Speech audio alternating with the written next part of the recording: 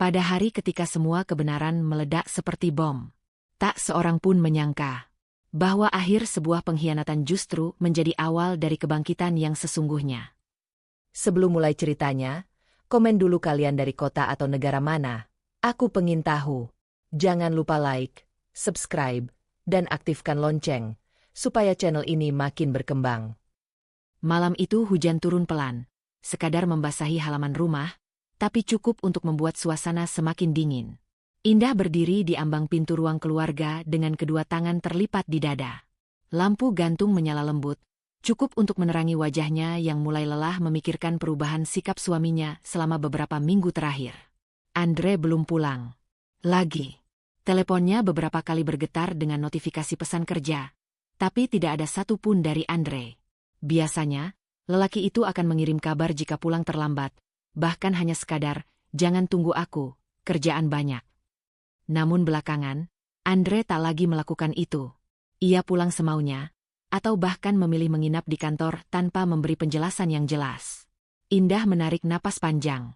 Ia memutuskan untuk menyibukkan diri di dapur, membuatkan teh hangat yang ia sendiri tahu mungkin tak akan Andre sentuh. Tetapi ada kebiasaan yang sulit ia hilangkan, memperhatikan kebutuhan suaminya, sekalipun hati sedang tidak baik-baik saja. Suara pintu depan terbuka pelan membuatnya menoleh. Andre masuk dengan langkah cepat, menepuk-nepuk rambut yang masih basah oleh hujan. Tanpa menatap Indah, tanpa bertanya apakah istrinya sudah makan, tanpa senyum kecil yang dulu selalu ia berikan. "Kamu baru pulang." Indah mengatur nada suaranya agar tetap wajar, meskipun hatinya sudah penuh pertanyaan. "Ya," jawab Andre singkat sambil melepas sepatu.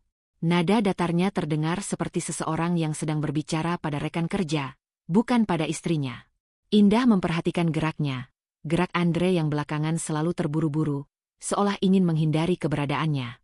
Itu hal kecil, tapi cukup untuk menunjukkan betapa jauhnya Andre sekarang.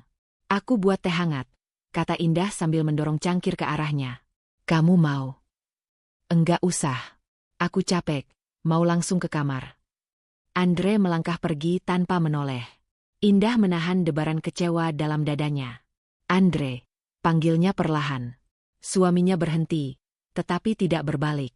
"Kamu, akhir-akhir ini sibuk sekali. Ada yang mau kamu ceritakan?" Andre mengembuskan napas kesal. "Ini masalah kerja, Indah. Kamu tahu sendiri proyek baru itu menyita banyak waktu." "Proyek baru? Proyek yang kamu kerjakan sama Siska?" Suara Indah terdengar lebih getir dari yang ia rencanakan. Andre akhirnya menoleh, alisnya bertaut. "Kenapa bawa-bawa Siska? Dia cuma sekretarisku." "Sudahlah, aku capek." Tetapi yang dilakukan Andre bukan sekadar capek. Ia menghindar, mengelak. Dan reaksi defensif itu justru membuat kecurigaan Indah menguat. Keesokan paginya, Indah berdiri di depan pintu kamar, memperhatikan Andre yang sibuk bersiap-siap kerja. Biasanya, suaminya akan bercanda kecil, meminta dasi yang cocok, atau setidaknya bertanya apakah Indah ingin sarapan bersama. Tapi hari ini, Andre sibuk sendiri. Ia seperti seseorang yang sedang mengejar sesuatu, atau justru ingin kabur dari sesuatu. "Jam berapa kamu pulang hari ini?" tanya Indah, mencoba terdengar ramah. "Lihat nanti." Andre merapikan lengan kemejanya tanpa menatap Indah. "Kemarin kamu bilang proyek tambah sibuk. Kamu dan Siska." "Indah," potong Andre dengan nada yang tidak pernah setajam itu sebelumnya. "Jangan mulai lagi. Dia cuma sekretaris. Kalau kamu terus curiga begitu, kamu cuma bikin suasana nggak enak." Indah terdiam. Ucapan itu terasa seperti pisau tumpul, tidak menyakitkan sekali, tapi terus menggores berulang-ulang. "Aku cuma khawatir," katanya pelan. Andre tidak menjawab. Ia hanya mengambil jasnya dan berjalan keluar dari kamar. Begitu pintu tertutup, Indah duduk di tepi ranjang, memeluk dirinya sendiri.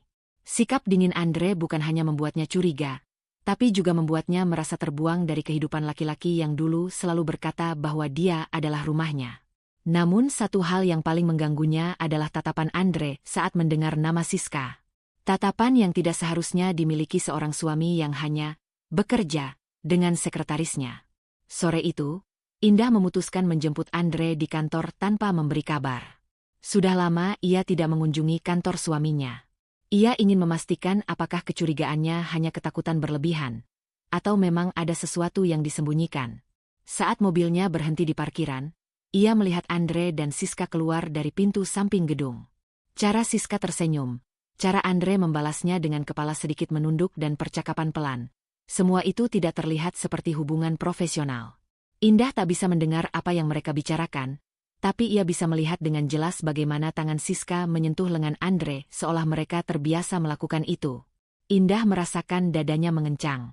Adegan kecil itu saja sudah cukup untuk membuatnya yakin bahwa sesuatu memang terjadi. Ia tidak turun dari mobil. Tidak ingin membuat keributan. Ia hanya menatap keduanya berjalan pergi bersama, lalu memejamkan mata sejenak, menahan air yang hendak jatuh. Ia tidak ingin menangis. Tidak di situ. Tidak sekarang. Ketika Andre akhirnya pulang malam hari, Indah sudah berada di ruang tamu. "Kamu dari mana?" tanya Indah lembut. Andre terkejut, mata sedikit melebar. "Kantor. Aku lihat kamu sama Siska." Andre mendengus. "Oh, jadi kamu ngikutin aku sekarang?" "Aku cuma kebetulan lewat." Indah berbohong kecil. "Dan aku lihat cara kalian berdua bicara. Beda." Andre mengangkat tangan. "Indah, aku capek. Jangan buat hal kecil jadi besar. Siska itu sekretarisku. Titik." Indah menatap wajah suaminya yang kini terasa asing. "Tapi kamu berubah, Andre. Kamu dingin, kamu jauh, kamu pulang larut, kamu." "Aku pergi mandi," potong Andre tanpa rasa bersalah sedikitpun. Dan lelaki itu berjalan melewatinya. Seolah hatinya tidak pernah memikirkan bagaimana kata-katanya merobek hati perempuan yang menunggunya setiap malam. Indah duduk perlahan, memandang pintu kamar yang tertutup. Ada sesuatu yang patah di dalam dirinya. Bukan karena ia sudah tahu jawabannya, tetapi karena Andre bahkan tidak berusaha menenangkan hatinya. Malam itu, hujan kembali turun.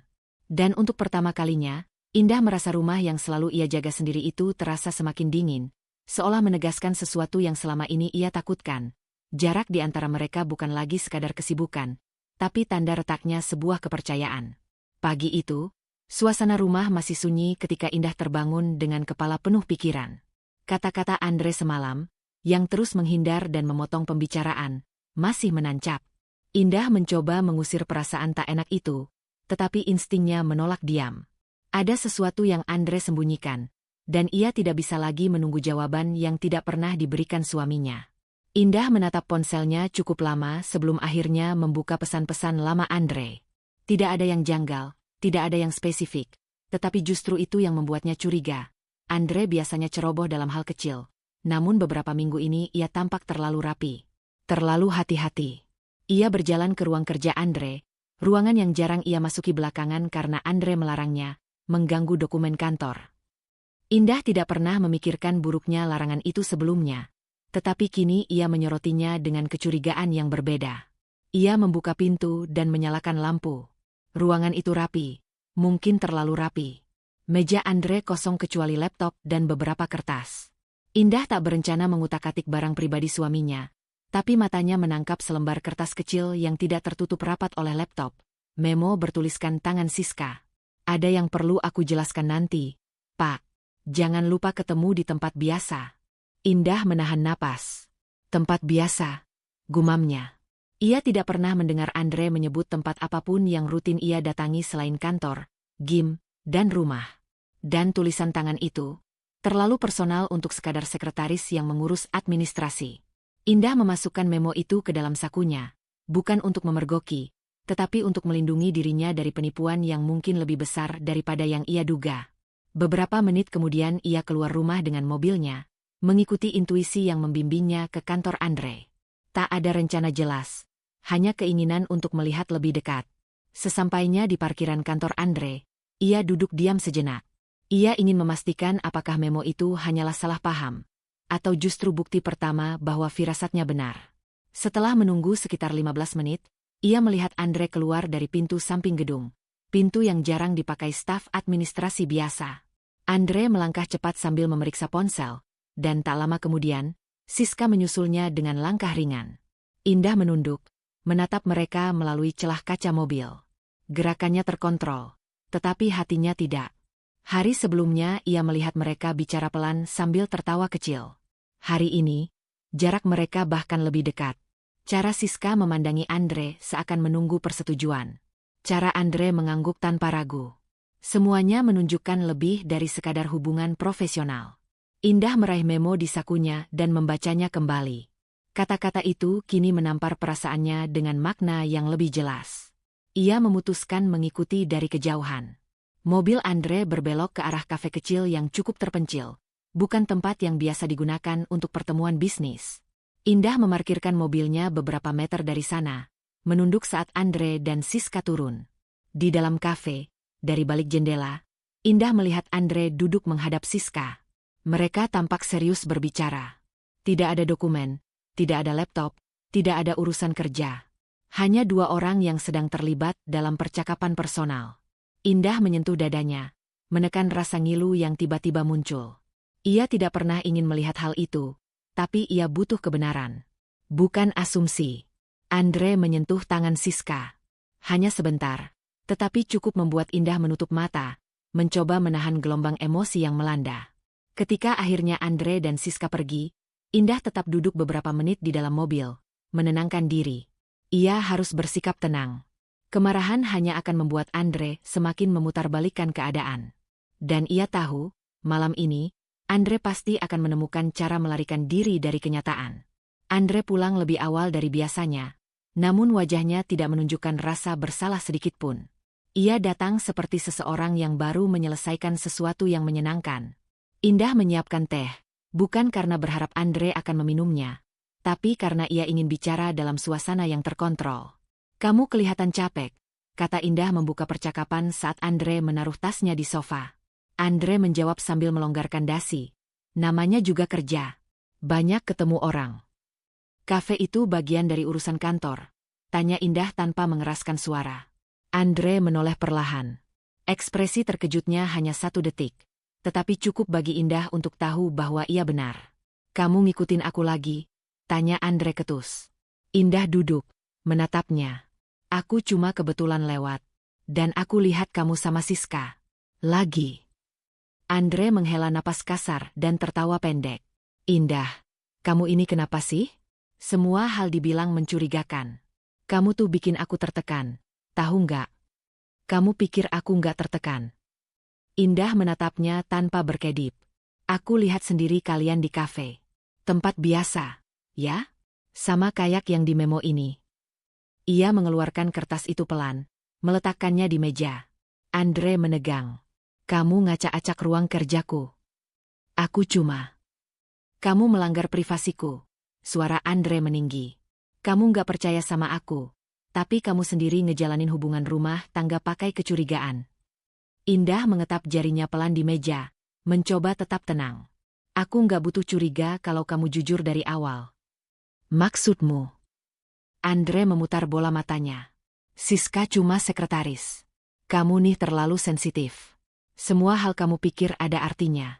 Kita bicara kerja, Indah. Kerja." Kerja sambil gandengan tangan. Indah menahan suaranya agar tidak pecah. Andre terdiam sepersekian detik, lalu mengembuskan napas panjang, gerakan khasnya saat sedang membuat alasan. "Kamu salah lihat. Siska itu cuma... dia lagi sedih. Aku cuma nenangin. Kamu tuh selalu mikir negatif." Indah tak lagi membalas. Ia melihat sesuatu di mata Andre yang tidak pernah ia lihat sebelumnya. Rasa terganggu karena ketahuan, bukan rasa bersalah. Itu cukup menjawab segalanya. Andre lalu mengambil jaketnya. "Aku nggak mau ribut. Aku ke kamar." Ketika ia pergi, Indah hanya duduk di sofa, menatap memo yang tergeletak. Tangannya bergetar halus. Bukan karena marah, tapi karena kecewa yang mulai menjalar lebih dalam. Ia mulai sadar bahwa apa yang ia lihat hari ini mungkin baru permukaan. Dan semakin dalam ia menggali, semakin jelas jejak rahasia itu mengarah pada satu hal. Andre bukan lagi suami yang ia kenal. Malam itu, Indah duduk lama di ruang tamu. Hatinya berat, tapi pikirannya mulai terang. Untuk pertama kalinya, ia tidak hanya curiga, ia melihat kebenaran yang tidak bisa lagi ia tolak. Sejak menemukan jejak pesan antara Andre dan Siska, dada Indah masih terasa sesak setiap kali ia mengingatnya. meski ia berusaha menata napas dan tetap terlihat tegar. Malam itu, rumah yang biasanya menjadi tempatnya beristirahat terasa seperti ruang asing yang menekan dari segala sisi. Andre pulang lebih larut dari biasanya, membawa aroma parfum yang bukan milik Indah dan sikap yang bahkan lebih dingin dari hari sebelumnya. Indah duduk di ruang tamu, tidak lagi ingin menunda percakapan yang sudah menghancurkan ketenangannya beberapa hari terakhir. Begitu Andre meletakkan tasnya, ia langsung membuka percakapan, tidak ingin membiarkan ketakutan menguasainya. "Mas, kita perlu bicara," ucap Indah dengan suara yang berusaha stabil. Andre menatap sebentar, kemudian menghela napas panjang seolah permintaan itu adalah gangguan besar. "Tentang apa lagi, Indah?" "Pesan yang kamu kirim ke Siska. Perhatian kamu ke dia. Sikap kamu yang berubah. Aku tahu ada sesuatu," kata Indah, suaranya pelan tapi mantap. Andre tertawa pendek, bukan karena lucu, melainkan meremehkan. "Kamu mulai lebay lagi. Cemburu nggak jelas. Siska itu sekretaris aku. Kerjaan. Titik. Aku lihat sendiri kamu kirim pesan malam-malam." "Bukan soal kerja," balas Indah, mencoba menahan getaran di dadanya. "Andaikan kamu sibuk urus diri sendiri, kamu nggak bakal punya waktu buat hal-hal nggak penting kayak gini." Andre membalas dengan nada yang dingin dan menusuk. "Kamu itu gampang banget suuzon. Pantas aja aku capek di rumah." Kalimat itu menghantam Indah lebih keras daripada ia perkirakan. Ia berusaha bernapas normal, tapi luka itu terasa terlalu dalam. "Mas, aku cuma mau kita jujur. Aku cuma butuh penjelasan," katanya lirih. "Penjelasan apa? Justru aku yang bingung kenapa kamu terus cari-cari kesalahan aku." Andre menepis, langkahnya semakin agresif ketika berjalan melewati Indah. "Kamu malah bikin aku pengen keluar rumah lagi." Indah bangkit berdiri. "Mas, kamu berubah. Kamu bahkan gak pernah pulang tepat waktu. Kamu marah tanpa alasan. Dan kamu selalu bela Siska seolah Siska itu lebih ngerti aku daripada kamu," bentak Andre tiba-tiba, matanya menyala dengan kemarahan yang tidak pernah Indah lihat sebelumnya. Kata-kata itu menusuk seperti belati. Indah terpaku di tempatnya. Suara jam dinding terdengar lebih keras daripada sebelumnya, seolah rumah pun terkejut oleh ucapan Andre. Andre melanjutkan, nadanya lebih pelan tapi jauh lebih kejam. "Dia perhatian. Dia nggak ribut. Dia nggak curiga macam-macam. Kamu tuh kebanyakan drama." Indah menelan perih di tenggorokannya. "Jadi kamu akui kamu dekat sama dia?" tanyanya, suaranya hanya setipis helai rambut. "Aku dekat dengan siapapun yang bikin aku nyaman," jawab Andre sambil menunjuk dada Indah. "Dan akhir-akhir ini itu bukan kamu." Indah terdiam, mencoba menata pikirannya yang berserakan. Ia menutup kelopak mata sejenak, berusaha tidak menangis di depan pria yang bahkan tak mau lagi melihat hatinya. "Aku nggak minta banyak. Aku cuma ingin dihargai," katanya perlahan. "Kalau kamu pengen dihargai, coba berhenti mengekang." Andre melangkah ke kamar, membuka pintu, kemudian kembali berbicara dari celah pintu. "Dan berhenti ngomel tentang Siska. Dia nggak salah apa-apa." Pintu tertutup dengan keras, membuat seluruh tubuh Indah bergetar. Ia berdiri lama di ruang tamu yang kini terasa lebih sunyi. Kata-kata Andre berputar di kepala. "Siska lebih ngerti aku daripada kamu." Indah memegang dadanya, seolah mencoba menahan luka itu agar tidak menyebar ke seluruh tubuh. Ia menunduk, menatap lantai yang dingin. Di dalam hatinya ada sesuatu yang berubah, bukan hanya rasa sakit, tapi juga kesadaran bahwa hubungan ini sedang dihancurkan oleh orang yang seharusnya menjaganya. Beberapa hari berikutnya, sikap Andre semakin terang-terangan. Ia menerima telepon dari Siska tanpa sembunyi-sembunyi. Kadang ia tersenyum kecil saat membaca pesan. Senyum yang sudah lama tidak ia berikan pada istrinya sendiri. Saat sarapan, Indah mencoba bicara lagi. "Mas, kita perlu atur waktu buat ngobrol. Rumah tangga nggak bisa dibiarkan begini," ucap Indah dengan pelan. Andre mengangkat alis. "Aku sibuk. Kalau kamu mau ribut, nanti aja." "Ini bukan ribut. Ini." "Indah, kamu tuh obsesif banget. Siska itu bantu kerjaan aku. Kamu cemburu nggak jelas," kata Andre tanpa menatapnya. Indah mengembuskan napas panjang. "Aku bukan cemburu nggak jelas. Kamu berubah. Dan kamu selalu bela dia." Andre menatapnya tajam. "Ya karena dia profesional. Dia nggak bikin hidup aku berat." Indah terpukul. Jadi aku yang bikin hidup kamu berat.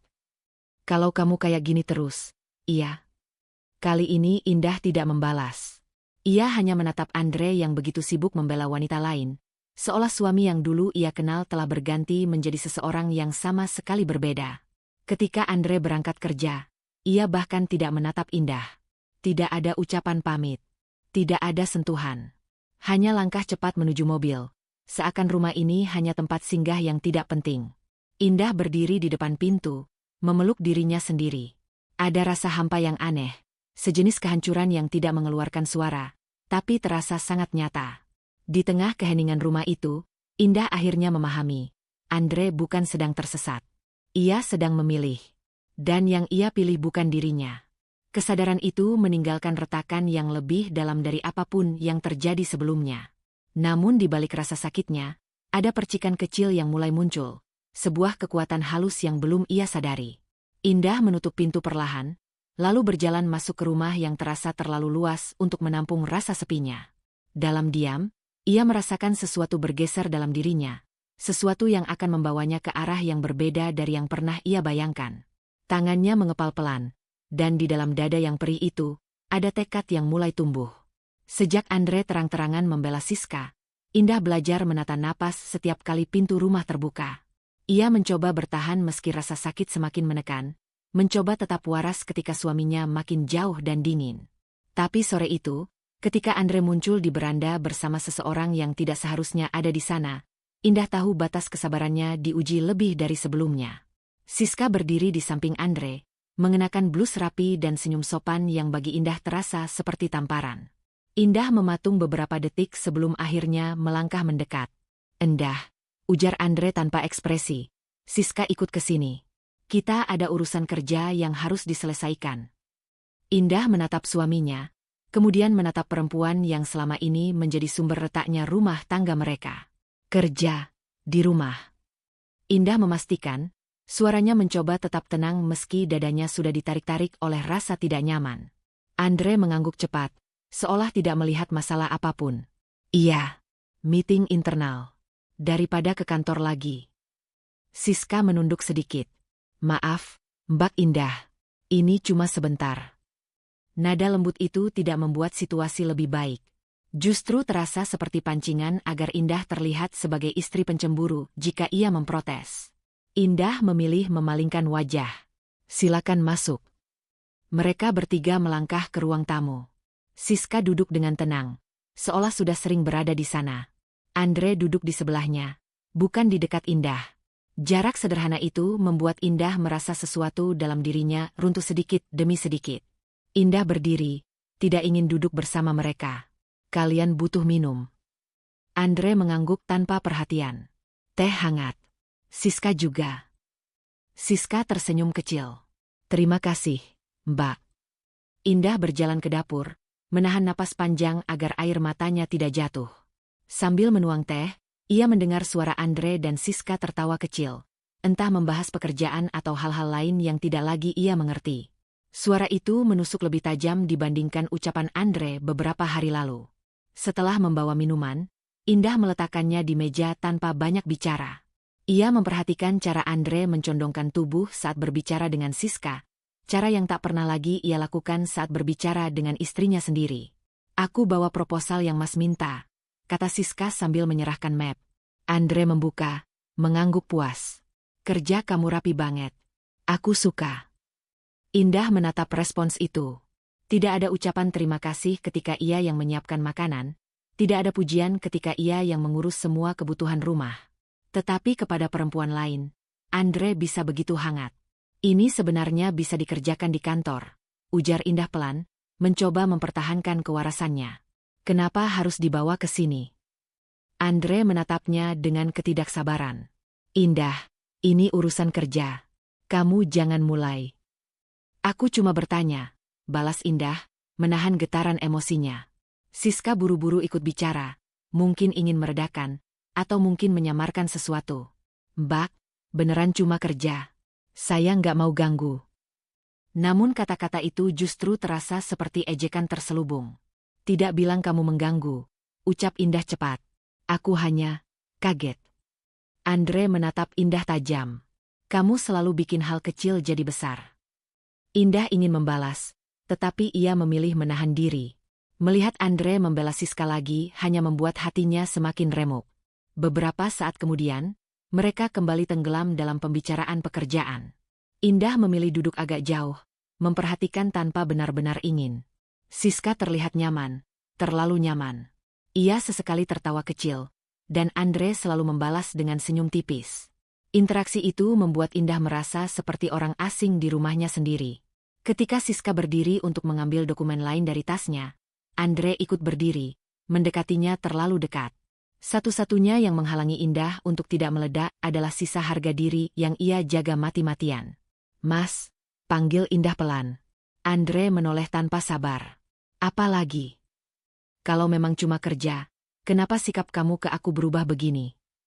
Siska memalingkan wajahnya, pura-pura sibuk menata kertas. Andre menghela napas panjang, seolah pertanyaan Indah adalah beban berat. Indah, kamu itu terlalu sensitif. Siska itu profesional. Jangan bikin dia nggak nyaman di rumah kita. Kalimat itu membuat Indah terpaku. Di rumah kita? Rumah yang bahkan kini terasa lebih milik perempuan lain daripada miliknya? Indah meremas jemarinya sendiri. Aku cuma ingin dihargai. Dan aku cuma ingin kamu berhenti menuduh. Itu aja, jawab Andre dingin. Keheningan turun. Siska kembali duduk dengan raut sungkan yang terasa dibuat-buat. Indah tahu, apapun yang ia katakan akan selalu terlihat salah. Andre sudah memilih pihaknya, dan itu bukan dirinya. Setelah 1 jam, pekerjaan mereka selesai. Siska berdiri, merapikan mapnya. Mbak Indah, terima kasih sudah mengizinkan saya datang. Maaf kalau bikin gak enak. Indah tersenyum tipis. Tidak apa. Andre mengantar Siska sampai pintu. Mereka berbicara pelan, tetapi nada hangatnya tidak bisa disembunyikan. Ketika pintu tertutup kembali, Andre masuk dengan wajah yang sama sekali tidak menunjukkan penyesalan. Kamu harusnya bisa lebih dewasa, katanya sambil melepas jam tangan. Ini cuma kerja. Indah berdiri di tengah ruang tamu, tubuhnya terasa ringan sekaligus berat. Mas, kamu sadar enggak? Kamu bawa perempuan yang kamu bela mati-matian masuk ke rumah istrimu sendiri. Andre terdiam beberapa detik, lalu mengangkat bahu. Kalau kamu nggak suka, itu urusan kamu. Indah menatapnya. Ada sesuatu yang berubah di dalam dirinya. Rasa sakitnya tetap ada, tapi perlahan mulai berubah menjadi kejernihan. Ia menyadari sesuatu yang selama ini ia takutkan. Andre tidak lagi peduli. Dan ia tidak bisa terus memohon pada seseorang yang sudah memilih untuk berpaling. Ketika Andre masuk kamar tanpa menoleh, Indah tetap berdiri. Sunyi memenuhi ruangan, tetapi untuk pertama kalinya, sunyi itu terasa seperti ruang untuk Indah bernapas. Ia menyentuh meja yang barusan menjadi tempat Andre dan Siska bekerja, lalu menarik napas panjang. Dadanya masih sakit, tetapi pikirannya mulai jernih, lebih jernih dari beberapa hari terakhir. Ada keputusan yang perlahan tumbuh di dalam dirinya. Belum kuat, tetapi mulai terasa. Dan semakin Andre melangkah menjauh, semakin sadar Indah bahwa ia harus melangkah ke arah yang berbeda. Ia berjalan ke jendela, melihat malam yang baru turun. Di sana, dalam kesunyian itu, rasa tenang kecil muncul. Tidak besar, tidak mencolok, tapi cukup untuk membuat Indah tahu bahwa luka ini sedang membawanya menuju sesuatu yang lebih kuat dari dirinya saat ini. Untuk pertama kalinya, ia tidak lagi hanya merasa kehilangan, tapi juga mulai merasa menemukan dirinya sendiri.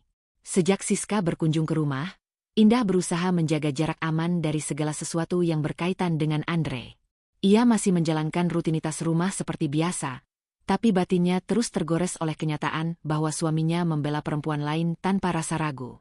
Namun malam itu, ketika Andre pulang lebih awal daripada biasanya, Indah punya firasat buruk.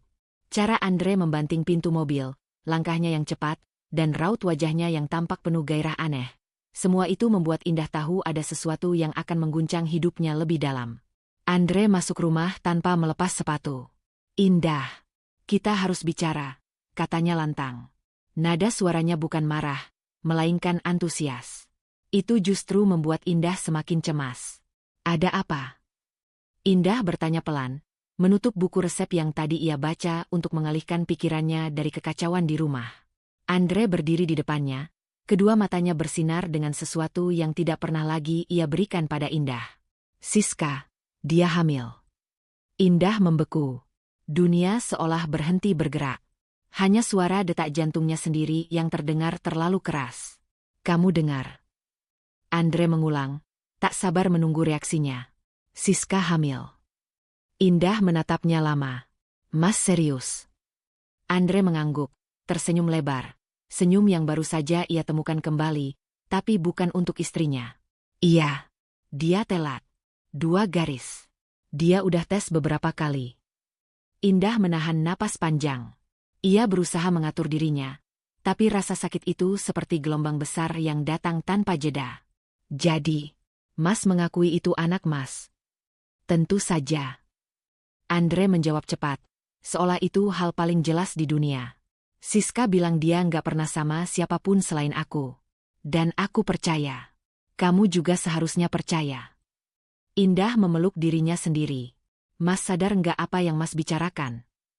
Andre melangkah mendekat, membungkukkan tubuh agar sejajar dengan wajah Indah. Aku sadar. Sangat sadar. Aku bakal jadi ayah. Kata-kata itu menghantam Indah seperti badai. Selama bertahun-tahun pernikahan mereka, Andre tidak pernah sekalipun menyinggung rencana punya anak. Bahkan ketika Indah bilang ia siap menjalani program kehamilan, Andre hanya berkata, nanti aja, aku belum mau jadi ayah. Namun untuk perempuan lain, Andre bisa tersenyum, bangga, bahagia tanpa rasa bersalah. Indah menghembuskan napas gemetar. Mas, bagaimana dengan aku? Dengan pernikahan kita? Andre berdiri tegak, wajahnya berubah lebih dingin. Justru itu yang mau aku bahas. Kamu harus berhenti bikin drama. Aku mau kita terima kenyataan. Siska hamil, dan aku akan bertanggung jawab. Indah merasa tubuhnya goyah. Bertanggung jawab bagaimana? Dengan mendukung dia. Semua kebutuhannya. Dan kamu harus ngerti posisi, jawab Andre, menekankan setiap kata seolah Indah adalah orang asing. Kamu itu istri. Iya. Tapi Siska bawa darah daging aku. Indah hampir tidak percaya apa yang ia dengar. Jadi Mas lebih memilih dia karena dia hamil. Andre mengangkat alis sombong. Karena dia bisa kasih aku apa yang selama ini kamu nggak bisa. Ucapan itu merobek sesuatu dalam diri Indah. Ia menatap Andre, mencoba mencari sedikit saja sisi manusiawi yang dulu ia kenal. Tapi Andre yang berdiri di depannya hanyalah bayangan dari pria yang pernah ia cintai. Mas pernah bilang, Mas belum siap punya anak. Suara Indah melemah. Mas yang menunda. Mas yang bilang belum waktunya. Andre mengibaskan tangan. Itu dulu. Sekarang berbeda. Aku kepingin punya penerus. Kita udah nikah lama tapi nggak ada tanda-tanda. Mungkin, ya kamu nggak subur. Aku cuma jujur. Indah menyentuh sisi meja untuk menahan diri agar tidak jatuh. Air matanya mengalir deras meski ia berusaha menahannya. Mas menuduh aku tidak subur tanpa pernah mau periksa bareng. Andre mengangkat bahu ringan, tanpa rasa bersalah. Yang penting sekarang aku bakal punya anak. Keheningan turun sejenak. Indah menatap suaminya dengan mata yang tak lagi sama. Bukan hanya luka, tapi juga kebangkitan perlahan yang tidak bisa ditahan. Mas bawa dia ke rumah ini lagi? Tanya Indah, suaranya nyaris berbisik. Aku mungkin bakal sering ajak dia datang. Andre menjawab tanpa ragu. Aku mau dia merasa aman. Dia harus dapat perhatian, apalagi di trimester pertama. Indah merasakan dunia runtuh berkeping-keping. Tetapi sesuatu di dalam dirinya mulai menyatu kembali dalam bentuk yang berbeda. Lebih tajam. Lebih kuat. Tadi kamu dari mana? Tanya Indah pelan. Andre tersenyum. Seakan itu hal paling indah yang pernah ia rasakan. Dari rumah Siska. Aku temenin dia ke klinik. Aku pegang tangan dia waktu lihat hasilnya. Aku bahagia banget. Indah menunduk. Air matanya jatuh satu persatu ke lantai. Tetapi ketika ia mendongak lagi, ada ketegasan baru yang bersinar di matanya. Ketegasan yang mulai tumbuh sejak Andre membawa Siska masuk ke rumah mereka. Berarti, Mas sudah merencanakan hidup bersama dia? Tanya Indah. Andre menatapnya dengan kesombongan yang hampir menyakitkan. Kalau kamu nggak bisa terima, itu masalah kamu sendiri. Indah menghapus air matanya dengan punggung tangan. Ia tidak menjawab. Ia hanya berdiri, memegang kehancuran hatinya sambil menyadari bahwa sesuatu berubah selamanya. Andre berjalan ke kamar, menggumamkan nada bahagia kecil. Ironisnya, nada yang dulu sering ia nyanyikan saat memeluk Indah. Pintu kamar menutup. Rumah kembali sunyi. Indah berdiri sendirian di ruang tamu yang terasa terlalu luas untuk menampung luka sebesar itu. Tapi di tengah keheningan yang menyakitkan, sebuah tekad kecil mulai terbentuk dalam dirinya. Tekad untuk tidak lagi menjadi perempuan yang dihancurkan tanpa suara. Tangannya mengepal pelan. Air matanya berhenti. Dan di balik peri itu, ada sesuatu yang bangkit, pelan tapi pasti, menunggu saatnya untuk berdiri sepenuhnya. Rumah itu masih terasa dingin sejak Andre mengumumkan kehamilan Siska dengan euforia yang menusuk dada Indah. Malam itu, suasana tidak kembali tenang. Justru semakin berat, seperti ada badai yang menunggu waktu untuk meledak. Indah menyiapkan sarapan keesokan paginya tanpa ekspresi, berusaha tetap menjalankan rutinitas meski hatinya masih terasa diremas. Namun sejak Andre keluar dari kamar, Indah bisa melihat perubahan besar. Sikapnya bukan sekadar dingin, tetapi penuh kemenangan. Seakan ia telah mendapatkan alasan sah untuk menghapus Indah dari hidupnya. "Indah," katanya sambil menyambar jaket dari sofa, "kita harus ngobrol serius sebelum aku berangkat." Indah menoleh, tangannya masih sibuk mematikan kompor. "Ngobrol apa?" Andre mendekat dengan langkah berat, seperti seseorang yang siap mengeksekusi keputusan besar. "Aku mau kamu keluar dari rumah ini." Indah tidak langsung bereaksi. Ia hanya menatap Andre, seolah memastikan apa yang ia dengar tidak salah. "Keluar, sekarang?" Andre menyilangkan tangan, wajahnya penuh kesombongan. "Iya, rumah ini bikin Siska nggak nyaman. Kamu bikin dia stres dengan drama kamu. Dia lagi hamil anak aku, dan aku nggak mau dia kepikiran macam-macam." Indah menarik napas pelan. "Jadi aku harus pergi demi kenyamanan perempuan yang merebut suamiku?" "Jangan mulai nyalahin orang lain." Andre menepis cepat. "Kamu sendiri yang bikin aku jauh. Kamu sibuk curiga, dan curiga. Sekarang lihat kan hasilnya? Siska butuh aku. Dan aku butuh dia." Indah menatap Andre dengan tenang. "Mas nggak merasa bersalah sedikit pun?" "Aku nggak salah," jawab Andre tanpa ragu. "Kamu yang gagal jadi istri. Kamu yang nggak bisa kasih aku keturunan. Siska bisa. Itu fakta." Ada getaran kecil di mata Indah, tetapi ia berhasil menahannya. "Mas mau aku pergi kemana?" "Itu urusan kamu," Andre menjawab sambil mengenakan jam tangan. "Ambil barang kamu secukupnya. Aku nggak mau drama. Aku mau rumah ini bersih dari energi kamu." Indah menunduk sesaat, menyembunyikan tatapan yang bukan hanya sedih, tapi juga menyimpan sesuatu yang Andre tak pernah duga. Ia mengangguk pelan. "Baik," jawabnya tenang. Jawaban itu justru membuat Andre tampak kesal. Ia ingin perlawanan, ingin teriakan agar ia bisa menyalahkan Indah lagi. Tapi Indah tidak memberikannya. Ia hanya berjalan ke kamar, perlahan namun mantap. Indah membuka lemari dan menurunkan beberapa pakaiannya. Tidak terburu-buru, tidak panik. Gerakannya stabil, seperti seseorang yang sedang melakukan sesuatu yang sudah ia pikirkan matang-matang. Andre mengikuti ke belakang, bersandar di pintu kamar dengan sikap arogan. "Aku kasih waktu kamu sampai siang. Siska mau datang. Aku nggak mau dia lihat kamu di sini." Lagi-lagi Indah menjawab tenang. "Aku mengerti." Keheningan aneh memenuhi ruangan. Andre seperti tidak mengerti mengapa Indah begitu tenang. "Kamu nggak mau ngapa-ngapain? Marah? Nangis?" tanya Andre dengan nada meremehkan. Indah menutup koper kecilnya. "Aku sudah terlalu lelah untuk mempertahankan sesuatu yang sudah ditinggalkan pemiliknya." Andre mendengus. "Akhirnya kamu sadar." Ia berbalik untuk keluar kamar, merasa menang. Namun Indah berdiri tegak di belakangnya, memandang punggung laki-laki yang dulu ia cintai itu dengan mata yang perlahan mengeras. "Mas," panggil Indah pelan. Andre berhenti, menoleh setengah. "Apa lagi?" "Terima kasih," ucap Indah dengan suara datar. Andre mengernyit. "Terima kasih. Terima kasih karena sudah membuat aku melihat siapa yang sebenarnya tinggal di rumah ini." Andre menatapnya bingung, tapi tidak memberi reaksi lebih.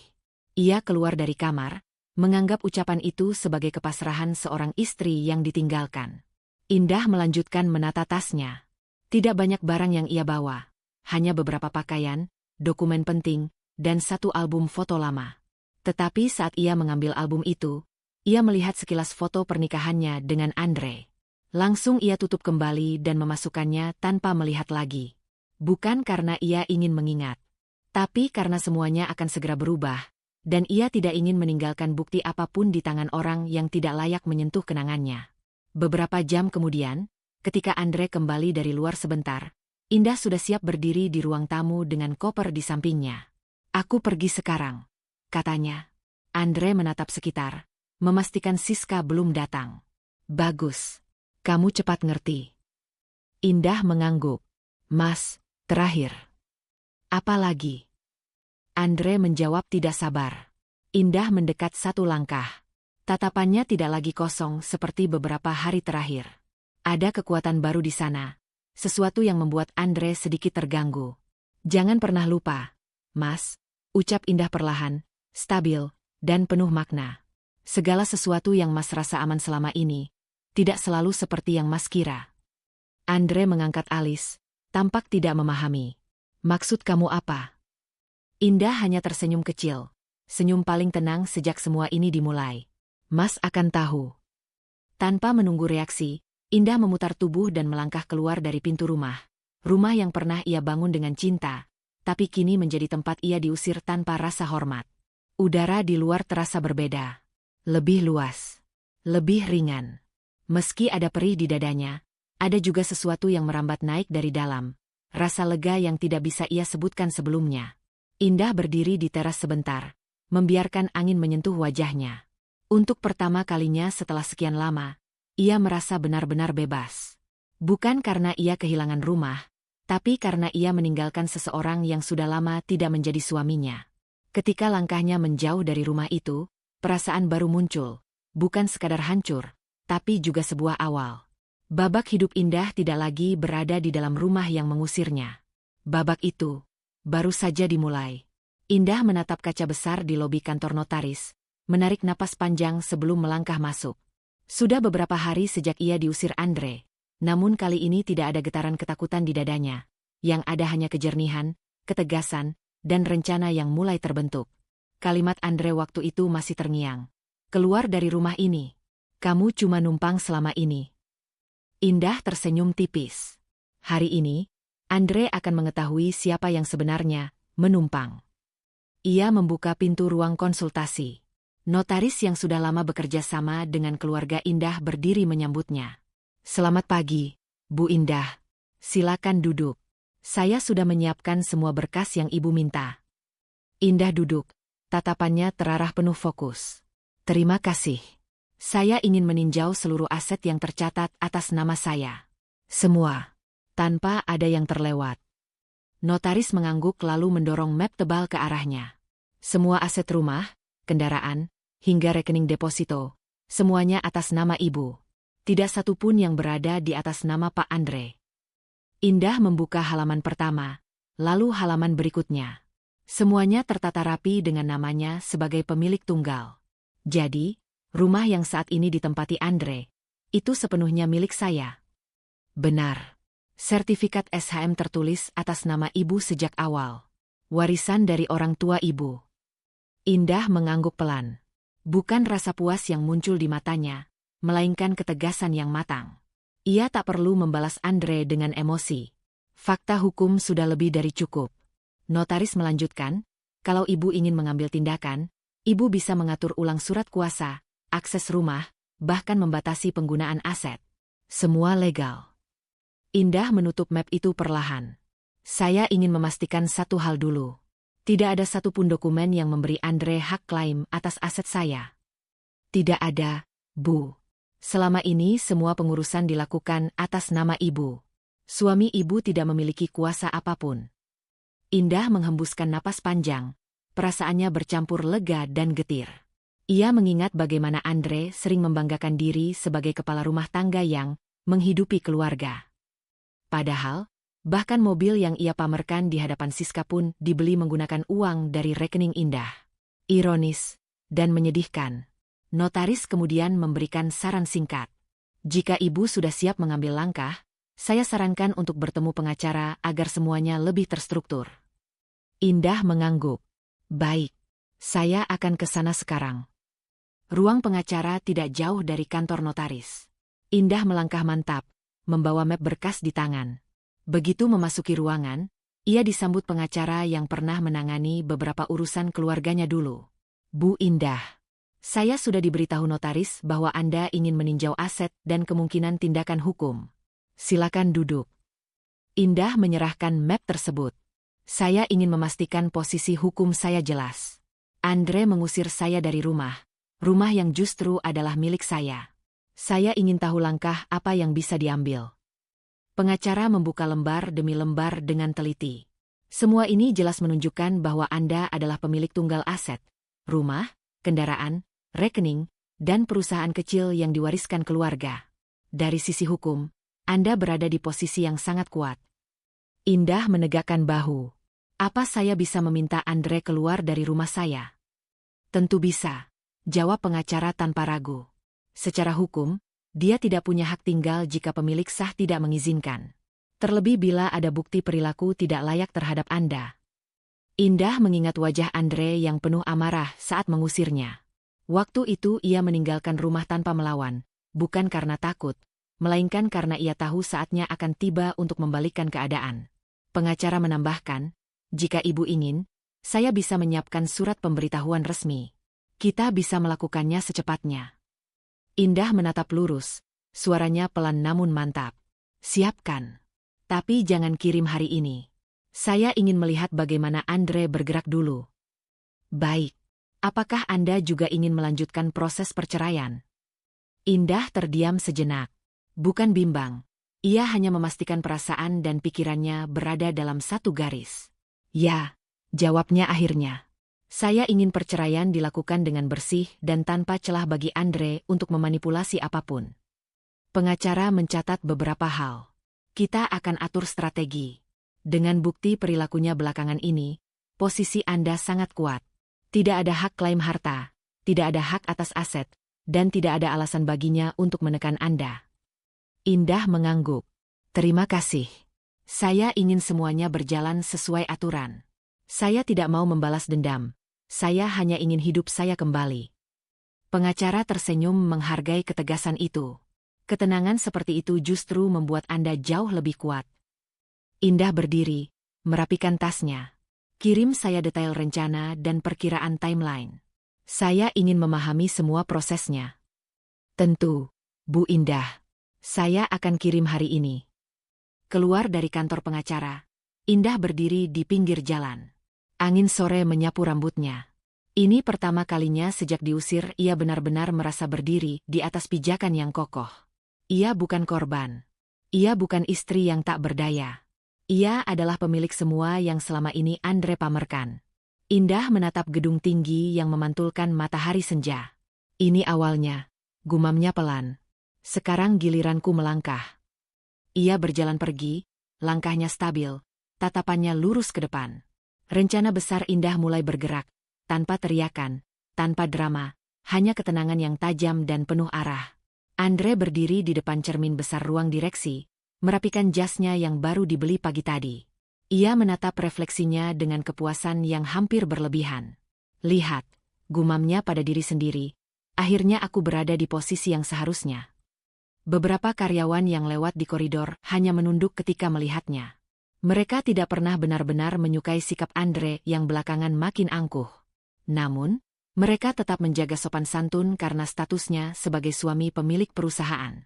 Bahkan, Andre sering bersikap seolah ia pemilik penuh perusahaan itu, padahal Indah tidak pernah memberinya akses kuasa apapun. Begitu memasuki ruangannya, Andre langsung memanggil beberapa staf untuk rapat dadakan.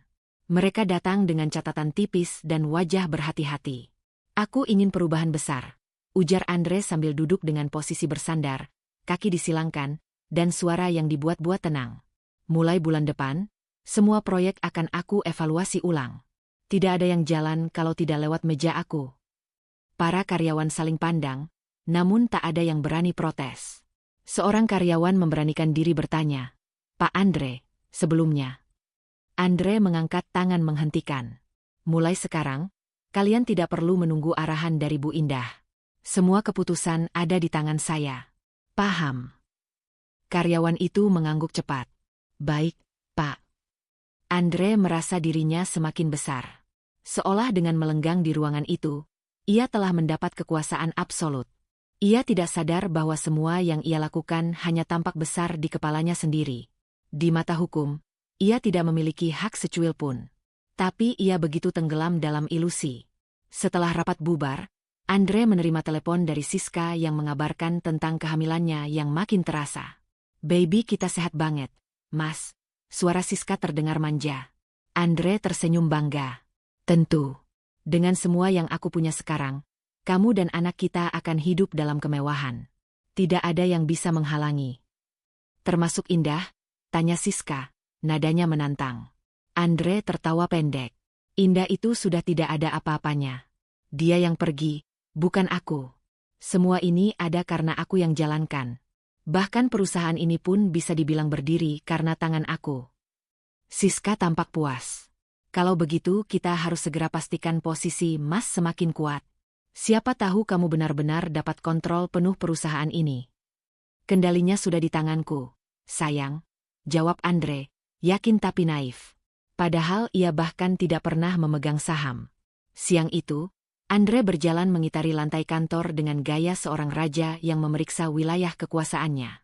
Setiap karyawan yang ditemui ia beri komentar kecil, kadang meremehkan, kadang memerintah tanpa alasan. Para karyawan diam-diam menghindar dan menahan napas setiap kali ia muncul. Di meja resepsionis, Andre berhenti dan berkata, mulai besok, parkiran direktur saya yang pakai. Kalau ada mobil lain di sana, langsung suruh pindahkan. Resepsionis menelan ludah. Itu, biasanya tempat Bu Indah masuk, Pak. Andre menyeringai. Mulai sekarang, itu tempat saya. Indah sudah tidak ada hubungannya lagi. Resepsionis tidak menjawab, hanya mengangguk dengan sangat pelan. Ia tahu kenyataannya tidak begitu. Semua akses utama adalah hak Indah sebagai pemilik. Tapi Andre sedang seperti bom waktu. Menyanggahnya hanya berarti memicu ledakan. Andre kembali ke ruangannya. Di sana ia duduk dengan puas, membuka laptop Indah yang sebelumnya ia pakai semena-mena. Ia bahkan mengubah password beberapa sistem internal, padahal tidak punya wewenang apapun untuk itu. Ini semua akan jadi milikku, gumamnya. Siska akan bangga. Di tengah kesibukan membangun imajinasi kekuasaan, Andre tidak menyadari betapa hampa singgasana yang ia duduki. Ia hanya bertumpu pada status pernikahan, bukan pada legalitas atau kemampuan. Sore menjelang. Andre berdiri di balkon kantor lantai atas, memandangi kota yang sibuk. Dari ketinggian itu, ia merasa dirinya benar-benar penguasa. Indah pasti menyesal, katanya sambil tersenyum tipis. Dia bodoh karena pergi. Padahal aku yang membesarkan semuanya. Ia bahkan tidak sadar bahwa kalimat itu tidak sesuai kenyataan. Perusahaan telah berdiri bahkan sebelum ia masuk. Jabatan yang ia nikmati hanya bentuk toleransi Indah sebagai istri yang ingin menghargai suami. Tapi bagi Andre, toleransi itu dianggap hak. Ketika ia kembali ke dalam ruangan, resepsionis mengetuk pintu dengan gugup. Maaf, Pak Andre, ada dokumen penting yang baru tiba. Andre mengangkat alis dengan angkuh. Letakkan di meja saya. Resepsionis maju pelan. Tangannya sedikit bergetar. Ini, dari pihak legal perusahaan, Pak. Andre meraih amplop tebal itu tanpa curiga. Ia menandatangani bukti penerimaan dengan santai. Begitu pintu tertutup, Andre duduk dan membuka amplop itu. Ia menarik beberapa lembar dokumen dengan kop resmi. Tatapannya masih santai, hingga ia membaca kalimat pertama. Wajahnya langsung menegang. Pemberitahuan resmi, pembatasan akses dan wewenang terhadap aset dan perusahaan milik Nyonya Indah. Jari Andre bergetar ketika membaca baris berikutnya. Anda tidak lagi diperkenankan mengakses ruangan direksi, data internal, aset perusahaan, serta area pribadi yang berada di bawah kepemilikan sah Nyonya Indah. Keputusan ini berlaku segera. Andre mematung. Darahnya seperti turun ke kaki. Ia mencari-cari bagian yang bisa ia sanggah, tapi semuanya rapi, legal, dan jelas. Nama Indah tercetak tegas di bagian tanda tangan pemilik. Singgasana megah yang tadi ia banggakan runtuh dalam sekejap. Surat itu diakhiri dengan satu kalimat dingin namun legal. Segala bentuk pelanggaran akan diproses sesuai hukum yang berlaku. Andre menahan napas. Perusahaan seakan hening. Dunia yang sebelumnya terasa ia kuasai berubah menjadi arena yang bukan miliknya. Ia baru sadar, dia hanya duduk di singgasana milik orang lain. Dan singgasana itu baru saja ditarik dari bawahnya. Tangan Andre bergetar ketika menggenggam surat dari bagian legal. Tatapannya menelusuri baris demi baris ulang, seakan berharap kata-kata yang sama akan berubah jika ia cukup lama memandangnya. Namun tidak ada huruf yang bergerak, tidak ada kalimat yang menyenangkan. Semuanya tetap sama, tegas, dingin, tak terbantahkan. Aset perusahaan sepenuhnya berada di bawah kepemilikan sah Nyonya Indah. Anda tidak memiliki wewenang apapun atas operasional, ruang direksi, maupun akses sistem. Segala bentuk pelanggaran akan diproses secara hukum. Andre menurunkan surat itu perlahan, wajahnya pucat. Ini tidak mungkin, desisnya. Tidak mungkin Indah melakukan ini. Ia berdiri tergesa, kursinya hampir terjatuh. Pandangannya menyapu seluruh ruangan. Ruangan yang sejak pagi ia perlakukan seperti milik pribadi. Tiba-tiba semua terasa asing. Terlalu besar. Terlalu sunyi. Terlalu tidak aman. Seakan ruangan itu bukan lagi singgasananya, melainkan kandang sempit yang sebentar lagi menutup rapat. Andre meraih ponselnya dan menelepon Siska. Suaranya gemetar, meski ia berusaha terdengar menguasai keadaan. Siska, kita ada masalah besar. Di ujung sana, suara Siska terdengar santai. Masalah apa lagi, Mas? Kamu terdengar panik. Indah, dia membatasi semua wewenangku di perusahaan ini. Semua aset, semuanya bukan atas nama aku. Semua ini milik dia. Siska tertawa pendek, bukan tawa bahagia, tapi tawa sinis yang menusuk. Mas bercanda, kan? Kamu sering bilang perusahaan ini berdiri karena kerja keras kamu. Ya, aku pikir begitu. Andre memijit pelipis, suaranya pecah. Tapi secara legal, aku tidak punya apa-apa. Hening panjang menyusul. Keheningan yang berat, penuh perhitungan. Lalu Siska berkata, jadi, semua janji kamu tentang masa depan kita? Rumah besar? Hidup nyaman? Semua itu cuma omong kosong kalau begitu. Andre menahan napas, pikirannya berputar liar. Aku masih bisa atur semuanya. Jangan panik dulu. Jangan panik. Siska meninggi. Aku sedang mengandung anak kamu. Andre, kamu memintaku tinggal di hotel mahal. Kamu janjikan kehidupan megah. Dan sekarang kamu bilang kamu tidak punya apa-apa. Itu bukan salah aku. Andre membentak balik tanpa sadar. Indah yang ambil semua. Siska mendesis, tajam dan dingin. Itu bukan urusan aku. Yang aku tahu, aku butuh jaminan. Kalau kamu tidak bisa kasih kepastian, aku. Kata-katanya menggantung, tapi Andre bisa mendengarnya jelas. Ancaman halus. Keraguan. Runtuhnya keyakinan Siska terhadapnya. Siska, tolong. Andre merendahkan suara, rasa takut merayap. Jangan tinggalin aku sekarang. Aku butuh waktu mikir, jawab Siska akhirnya. Tanpa menunggu respon, telepon itu terputus. Andre terduduk. Ruangan terasa semakin sempit. Dadanya sesak. Ketika ia memejamkan mata, ia melihat gambaran dirinya yang selama ini ia banggakan. Seorang pria yang merasa kuat, dihormati, dibutuhkan. Namun semua itu ternyata ilusi. Ia hidup di atas fondasi yang bukan miliknya. Pintu ruangannya terbuka. Seorang staf berdiri di ambang pintu, ragu-ragu. Maaf, Pak Andre. Ada pemberitahuan tambahan dari pihak legal. Andre menegang. Letakkan di meja, jawabnya singkat. Staf itu menurut lalu pergi cepat. Seolah takut terjebak dalam badai yang akan meledak. Andre membuka map baru itu. Dokumen tambahan dari bagian legal dan HRD. Tatapannya terpaku pada kalimat paling menyakitkan. Efektif mulai hari ini, seluruh akses sistem perusahaan atas nama Anda dinonaktifkan. Ia meraih laptop, mencoba masuk. Password salah.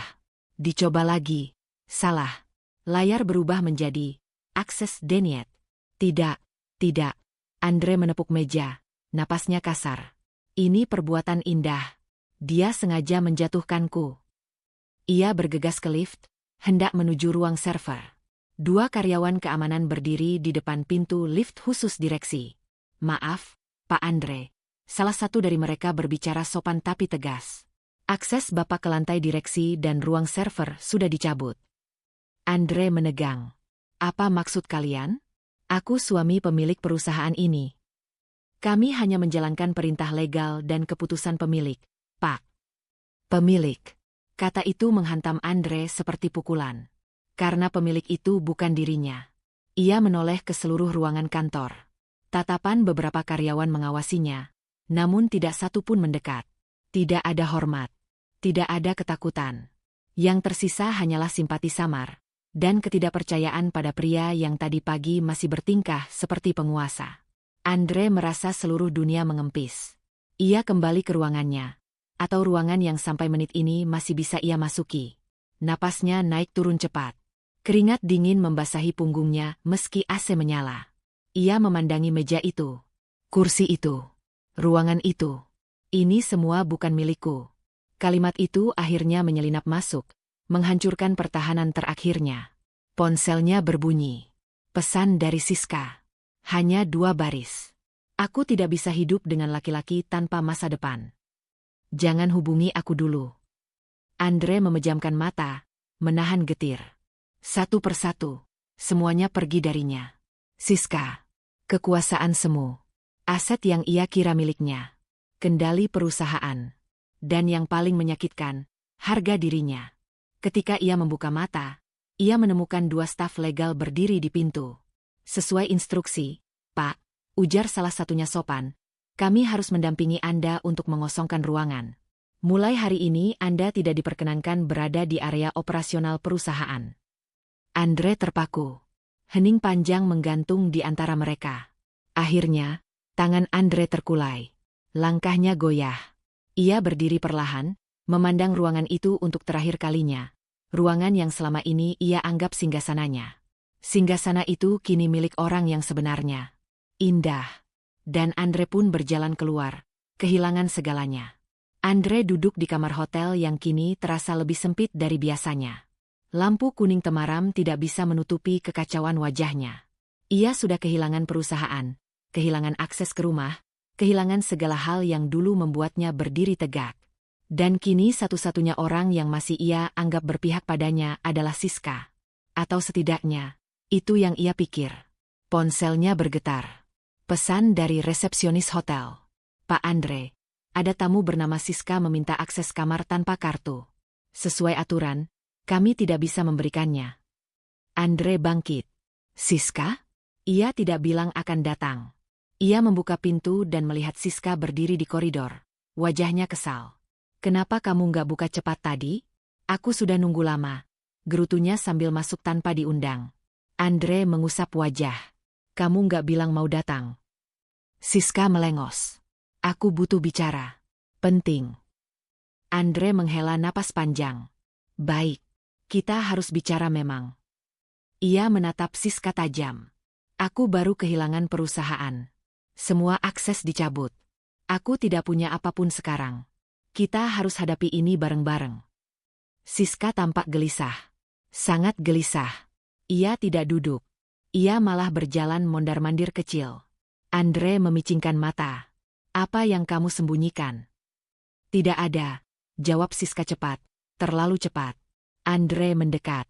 Siska, aku butuh kamu jujur. Siska berhenti.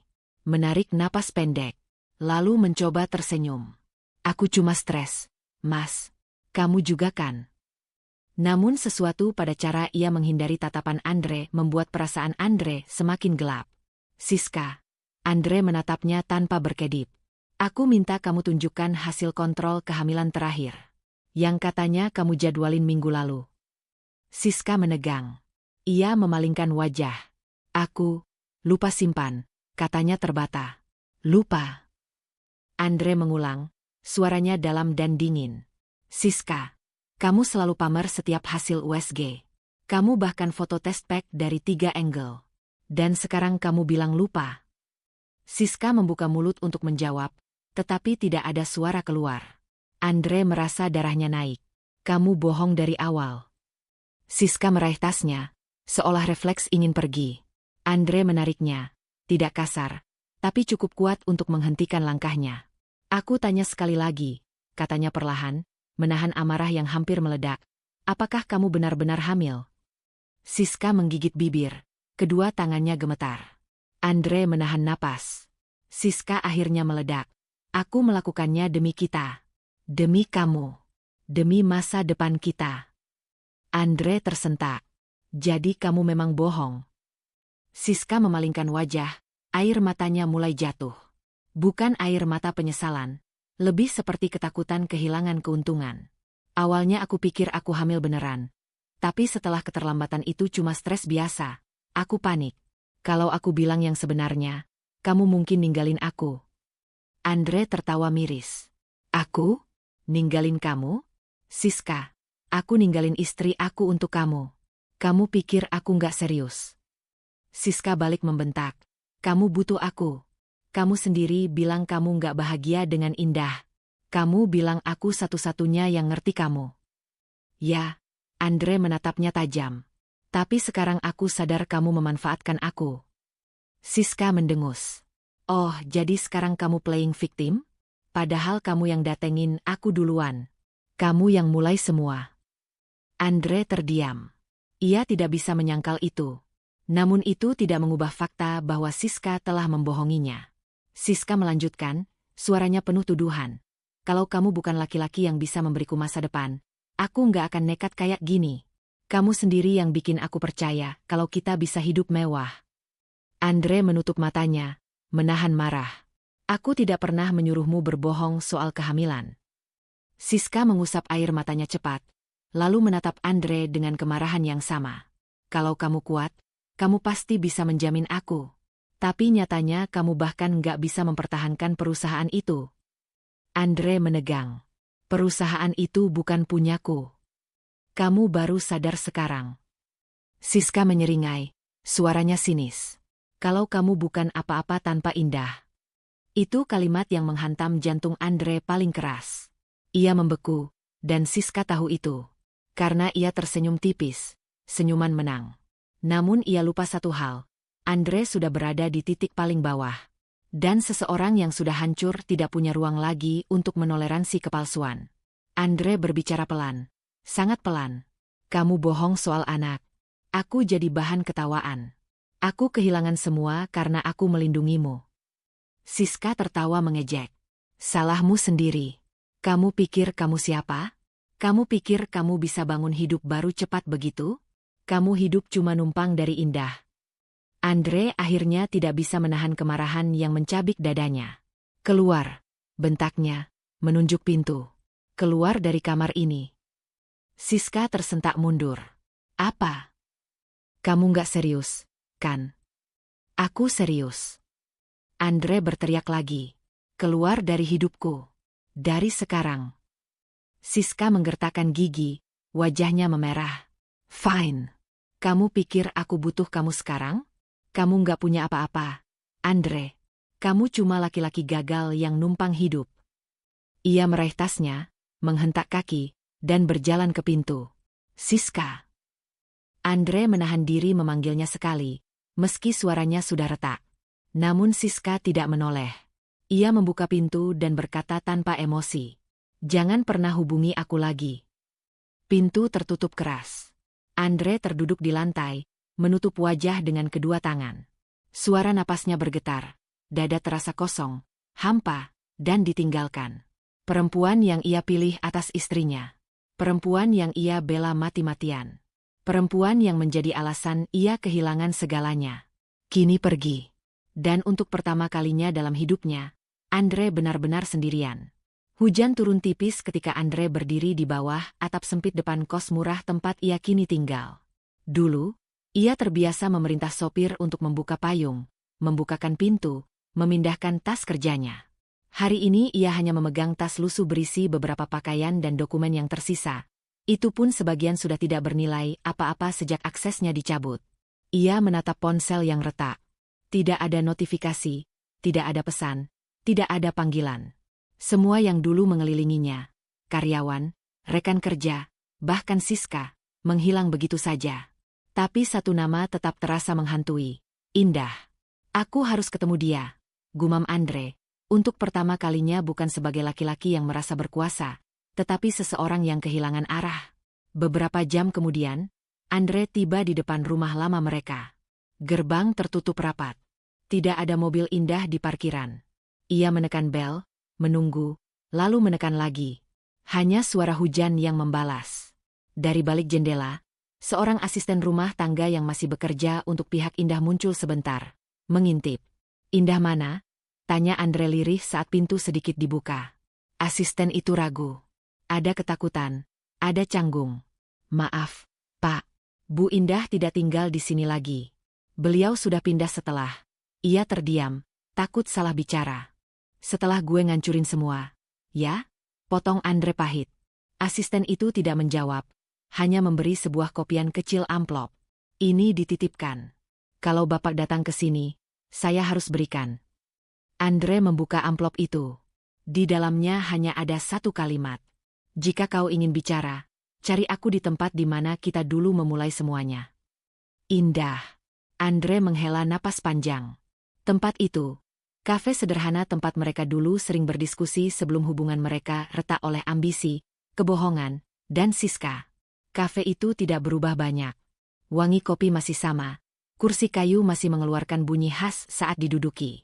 Andre masuk dengan hati berdebar. Sesuatu yang dulu ia anggap tidak akan pernah ia rasakan.